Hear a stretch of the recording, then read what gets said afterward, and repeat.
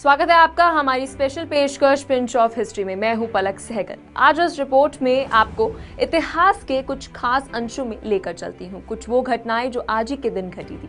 पहले बात करते हैं 1818 की, जब 12 फरवरी 1818 को दक्षिण अमेरिकी देश चिली के स्पेन में आजादी मिली थी। चिली दक्षिण अमेरिका के पश्चिमी समुद्र तट के किनारे स्थित एक देश है। चिली ने अपनी फॉर्मल इंडिपेंडेंस तब जीती तब सेंट मार्टिन ने 5 अप्रैल 1818 को मैपू की लड़ाई में चिली की धरती पर आखिरी बड़ी स्पेनिश सेना को हराया था। सैन मार्टिन ने पेरू को मुक्त करने के लिए उत्तर में अर्जेंटीना और चिली के फॉलोअर्स को लीड किया और 1826 तक चिली के दक्षिणी प्रांतों शाही लोगों के गढ़ में लड़ाई जारी रही। वही स्वतंत्रता के बाद और गणतंत्र युग के दौरान इंग्लिश, इटालियन और फ्रांस व्यापारियों ने चिली के बढ़ते शहरों में खुद को स्थापित किया और संयोग से देश के राजनीतिक या आर्थिक अभिजात वर्ग में शामिल हो गए। अब बात करते हैं अमेरिका के 16वें राष्ट्रपति अब्राहम लिंकन की। आज 12 फरवरी को इनका जन्म हुआ था और साथ ही में 1914 में आज ही के दिन वॉशिंगटन डीसी में लिंकन मेमोरियल का पहला पत्थर रखा गया था। अगर इन सभी इवेंट्स की बात करें तो अब्राहम लिंकन के बारे में थोड़ा और जान लेते हैं। अब्राहम लिंकन का जन्म फरवरी 12, 1809 हॉडेगनविल, केंटकी, यूएस में हुआ था।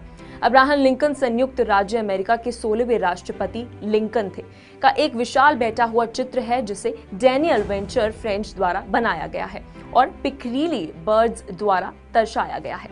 ये नेशनल मॉल वॉशिंगटन डीसी संयुक्त राज्य अमेरिका में लिंकन मेमोरियल में है और 1922 में इसका इनॉग्रेशन किया गया था।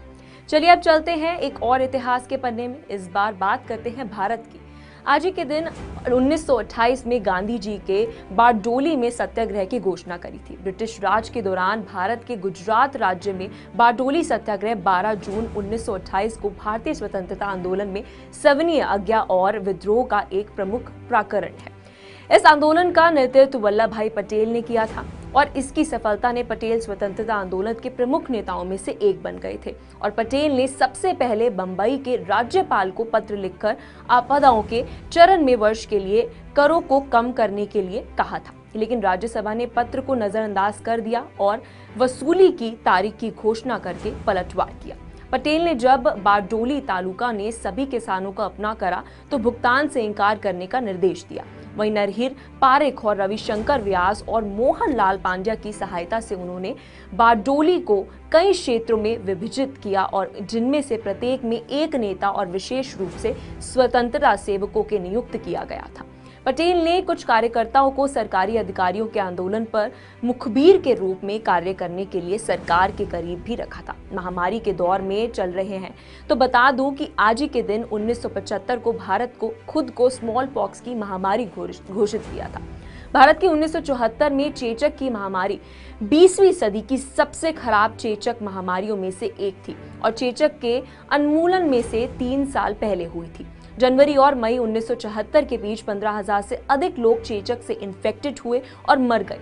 अधिकांश मौतें भारतीय राज्य बिहार, उड़ीसा और पश्चिम बंगाल में हुई। ऐसे हजारों थे जो बच गए लेकिन विकृत या अंधे हो गए। भारत ने इन 5 महीनों में विश्व स्वास्थ्य संगठन WHO को चेचक के 61,882 मामले दर्ज किए। 1974 में भारत में विश्व के चेचक के 86% से अधिक मामले थे। इस महामारी के कारण जनवरी 1975 तक 24 मई 1975 को भारत में चेचक के अंतिम रोगी की पहचान के साथ चेचक के अंतिम मामले, जिसे टारगेट 0 कहा जाता है, को शामिल करने के उद्देश्य से एक ऑपरेशन शुरू किया गया था।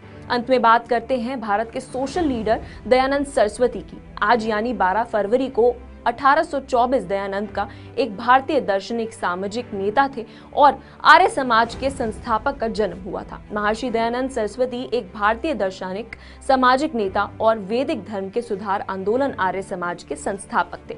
उन्होंने 1876 से स्वराज और भारतीयों के लिए भारत के रूप में आह्वान करने वाले पहले व्यक्ति थे, जिसे बाद में लोकमान्य तिलक की उठाया गया और वही मूर्ति पूजा और कर्म कांडों की पूजा का खंडन करते हुए उन्होंने वैदिक विचारधाराओं को पुनर्जीवित करने की दिशा में काम किया।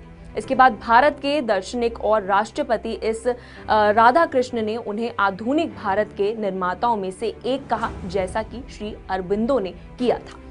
इसी के साथ लेती हूं मैं आपसे विदा। कल मिलते हैं एक नए इतिहास के साथ, हमारी खास एपिसोड पिंच ऑफ हिस्ट्री के साथ। धन्यवाद।